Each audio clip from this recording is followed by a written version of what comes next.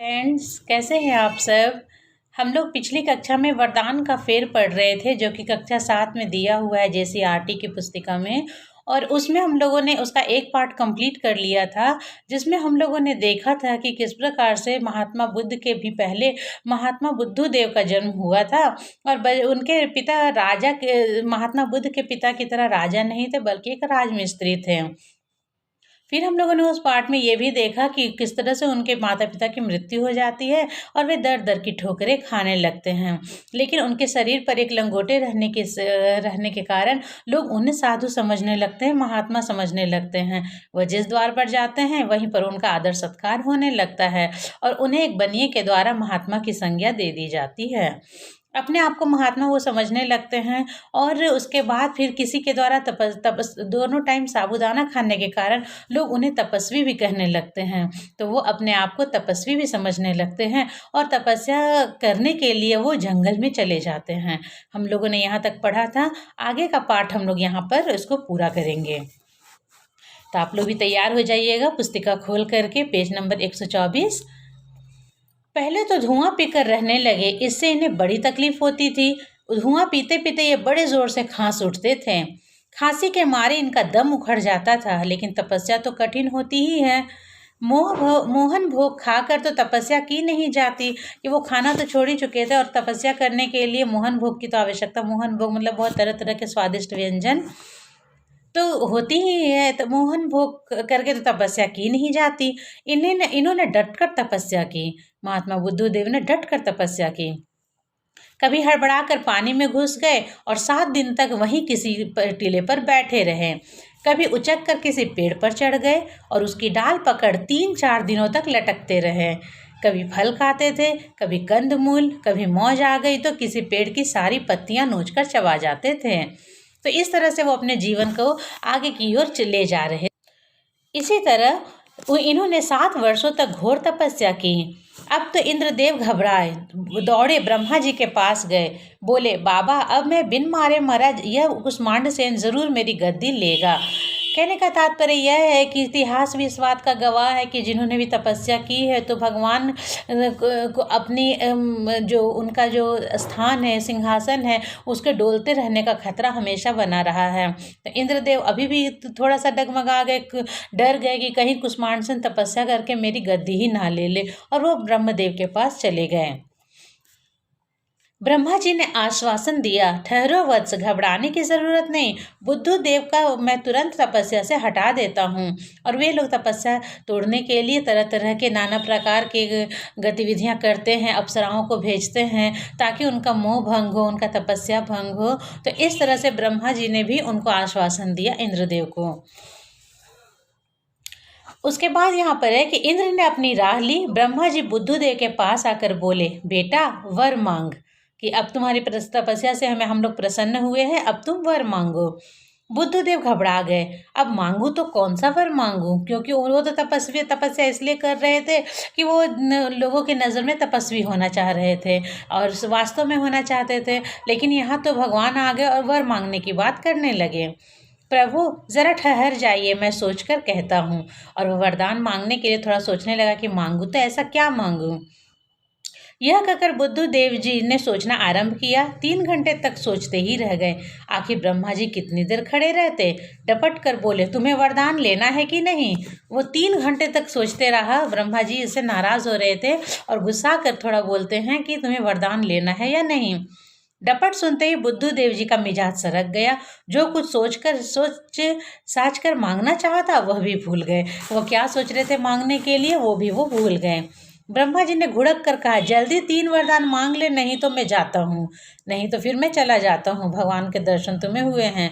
बुद्धदेव जी ने हाथ जोड़कर कहा, हे प्रभु, यदि आप मुझसे प्रसन्न हैं तो मुझे यह वरदान दीजिए कि हजाम मुफ्त में मेरी हजामत बना दिया करे।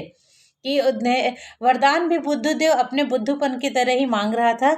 और वो क्या मांगना चाह रहा था, कैसे वरदान का फेद इस कहानी का नाम पड़ा, उसके पर भी हम लोग यहाँ पर चर्चा करेंगे। तो पहला वरदान उसने मांगा कि हजामत बिना पैसे लिए मेरी हजामत बना दे। ब्रह्मा जी ने कहा, तथास्तु, अब जल्दी से दूसरा वरदान मांग।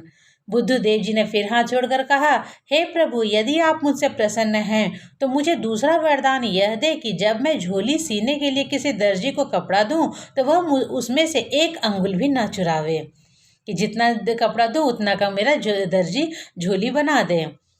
बुद्धदेव जी ने जी भरकर वरदान तो मांगा नहीं था।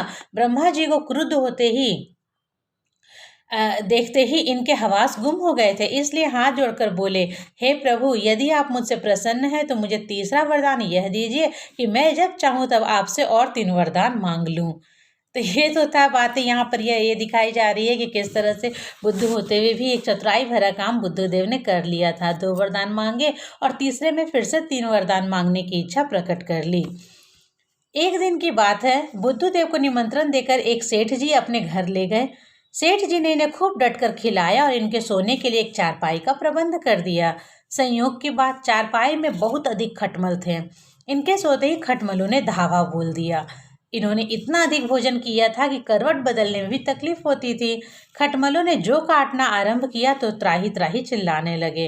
काफ़ी खा लिया था, जिसके चलते वो करवट भी नहीं ले पा रहे थे। सहसा इसी समय इन्हें अपने वरदान का ख्याल हुआ आया कि उन्होंने ब्रह्मा जी को कहा था कि जब मुझे ज़रूरत हो तो मैं 3 वरदान फिर से मांग लूँ। जल्दी ब्रह्मा जी को पुकार कर बोले, हे प्रभु, मैं अभी आपसे 3 वरदान मांगता हूँ। पहला वरदान मुझे यह दीजिए कि अभी फौरन इन खटमलों को मार डालिए। अभी मेरा पेट बहुत दुख रहा है, इसलिए मुझे वरदान यह दीजिए कि किसी वैद्य के यहाँ से कोई पाचक की गोली मांग लाइए। और तीसरा वरदान मैं यही मांगता हूँ कि मैं जब भी चाहूँ तब आपसे 3 वरदान मांग लूँ। इस प्रकार से वह हर ज़रूरत को अपनी पूरी करते जाना चाह रहा था। क्या करे बेचारे ब्रह्मा जी, वचन हार चुके थे। तुरंत खटमलों को मारना शुरू किया। उन्हें यमलोक पहुंचाकर वैद्य जी के यहाँ गए। उनसे पाचक की गोली मांगकर बुद्धदेव को खिलाई, तब अपने ब्रह्मलोक को जा सके। दूसरे दिन बुद्धदेव जी कहीं जा रहे थे। रास्ते में राजा का साइस किसी घसकटे को ढूंढ रहा था।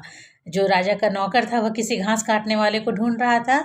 सहसा उसकी नज़र बुद्धदेव पर पड़ गई और उसने पूछा, तू घसियारा है? बुद्धदेव बिगड़ कर बोले, मुझे कौन घसियारा कहता है? देखता नहीं है मैं महात्मा हूँ। असल में इनकी सूरत ही बकलोल की तरह थी। इन्हें महात्मा समझना भी ज़रा मुश्किल था कि वो देखने में भी मूर्ख लग रहे थे, लेकिन और उनको साधु महाराज कह लेना भी सोचने वाली बात थी। साइस ने कहा, नौकर ने कहा, अच्छा अगर तू घसियारा नहीं है तो जरा चलकर घोड़े की लीद तो उठा लो, कि घोड़े का जो गोबर होता है, घोड़े जो पॉटी करते हैं, उसको कहा जा रहा है कि लीद तो उठा लो। इस पर तो बुद्धदेव जी क्रोध के मारे जलते तेल के बैंगन बन गए। फौरन ब्रह्मा जी को पुकार कर बोले, अभी तुरंत इस पाजी को 3 घूसा मारिए, फिर इसको पटक कर सिर मुड़ दीजिए। तीसरा वरदान यह दीजिए कि मैं जब मैं चाहूँ तब आपसे 3 वरदान मांग लूँ। ब्रह्मा जी ने सोचा, यह अजब बुद्धू है, कोई बढ़िया वरदान तो मांगता नहीं, मुफ्त में हैरान किया करता है। दुनिया में यह वरदान का झमेला ना रहता तो कितना अच्छा था। आखिर बड़ी मुश्किल से ब्रह्मा जी ने उस साइस को 3 घूंसे लगाए, फिर उसे पटक कर उसका सिर मुड़ा और तब चले गए। इसी तरह एक दिन बुद्धदेव जी खा रहे थे। एकाएक इनके मन में विचार आया कि आज बैंगन की पकौड़ी और कुछ दही बड़े होते तो कितना अच्छा था। बस तुरंत हाथ जोड़कर बैठ गए। ब्रह्मा जी को पुकार कर बोले, हे प्रभु, कृपा करके कहीं से पाव और बैंगन की पकौड़ियाँ लेते आइए। मेहरबानी करके 2-4 दही बड़े भी लेते आइएगा। और तीसरा वरदान यह है दीजिए कि जब मैं चाहूँ 3 वरदान और मांग लूँ। वास्तव में यहाँ पर जो बातें हुई है वो बहुत ही अच्छी बातें हैं, राधा कृष्ण के द्वारा लिखी गई व्यंग्य भरी बातें हैं। वरदान के फेर में अच्छे ब्रह्मा जी फंस गए थे। इसी भांति बुद्धदेव को जिस चीज़ की ज़रूरत होती ब्रह्मा जी को पुकार कर तुरंत उसी का वरदान मांग लेते। ब्रह्मा जी को इन्होंने हैरान परेशान कर छोड़ा। आखिर एक दिन ब्रह्मा जी ने इन्हें फुसला कर स्वर्ग में ले गए। वहाँ स्वर्ग की छटा देखते ही बुद्धदेव जी मस्त हो गए। बोले, अब मैं दुनिया में नहीं जाना चाहता। ब्रह्मा जी तो यही चाहते थे, इन्हें स्वर्ग में रख लिया। उसी दिन यह कानून बनाया कि केवल भगवान के नाम पर तपस्या करने वालों को उसकी मनचाही चीज़ वरदान से नहीं मिला करेगी। अगर उन्हें शौक हो तो वे उसके लिए परिश्रम करें। कि जब ऐसी बातें हो गई कि केवल तपस्या के द्वारा वरदान देने की बात थी, तो भगवान ने भी यह नियम बनाया कि जो भी चाहते हैं कि अपने मनपसंद चीज़ें चाहते हैं उसके लिए उनको परिश्रम करना पड़ेगा।